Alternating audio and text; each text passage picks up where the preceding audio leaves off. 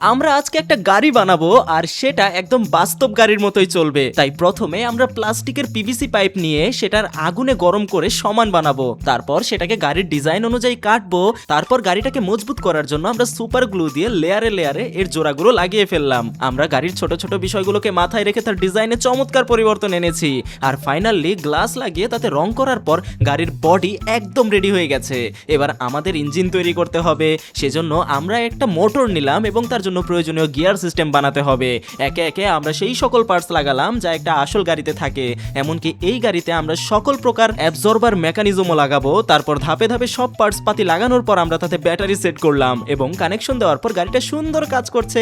এবার গাড়ির বডিতে কিছু দরকারি কানেকশন করে সবকিছু লাগিয়ে দেওয়ার পর আমাদের মডিউলটা প্রস্তুত। এটা দেখতেও যেমন বাস্তব গাড়ির মতো, এটার চলাফেরাও একদম বাস্তব গাড়ির মতনই। তাই পরের ভিডিওতে আমরা কি তৈরি করবো সেটা কমেন্ট করে জানাতে পারো আর ডান পাশে লাইক করে নিজে সাবস্ক্রাইব করে ফেলো।